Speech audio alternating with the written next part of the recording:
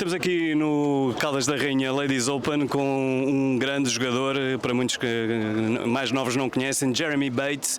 Foi o número 1 do ténis inglês nos anos 90, antes de aparecer Tim Henman, e Tim Henman apareceu ainda antes de Andy Murray, portanto já foi há algum tempo, mas é alguém que conhece muito bem o ténis, que conhece também muito bem Portugal.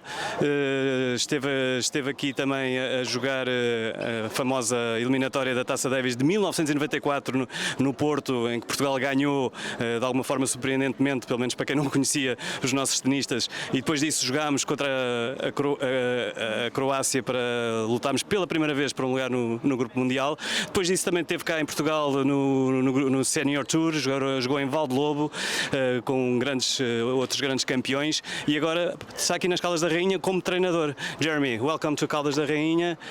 What are you doing here? I'm having a great time. No, I'm actually I work for the Federation back in the UK, and I'm involved in women's tennis, and we've had a few girls who've come out to play these tournaments on a regular basis, and half of my role at the moment I'm coaching Katie Bolter.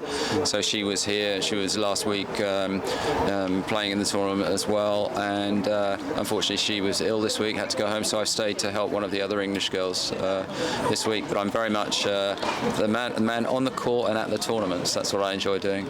Okay, I know you worked also with Emma Raducanu.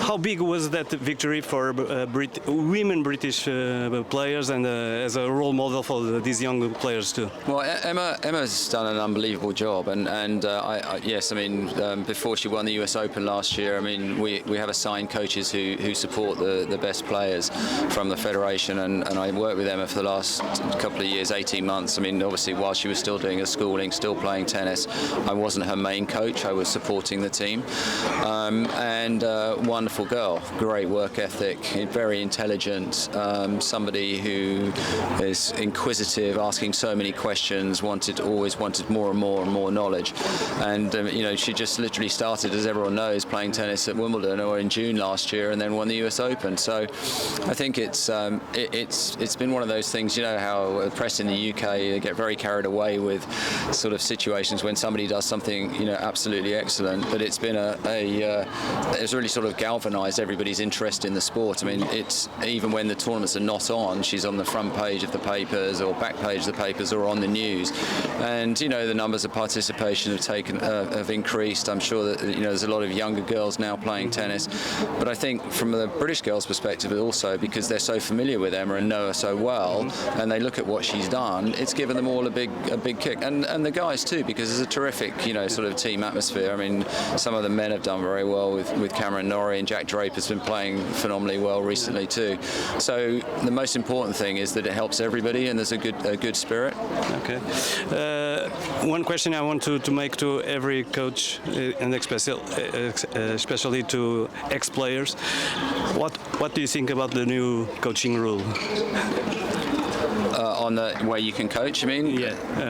You are a little bit old school player, used to play by your own. Well, I mean, I've been travelling coaching on the tour now for about 14 years or something, and I think it's long overdue, personally, because you know, you talk to a player before they play, and then obviously you sort of decipher the match afterwards as well. But the point being is that they need the coaching in the middle to learn at the critical moments of the types of things that you're talking about. I mean, every other sport pretty much has got you know, constant input from the side, you know, when people are playing, and I mean, we've dabbled in it. I mean, obviously the WTA, you're allowed once a set, and you know, Australia and the US, they trialled it in qualies a couple of years ago, where you could interact with your player and signal them at the other end of the court.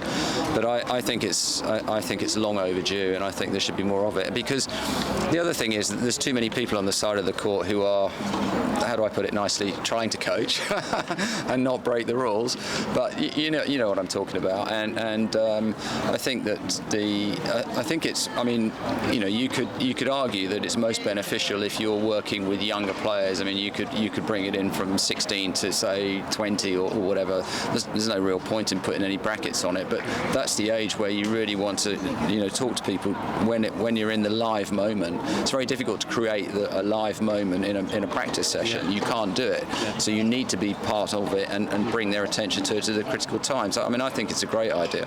Okay. Thank you very much, Jeremy, and I hope to see you again here in Caldas da Rainha. No, my pleasure. I'm having a great time. I'm very happy to be in Portugal, as Thank you. always. Thank you.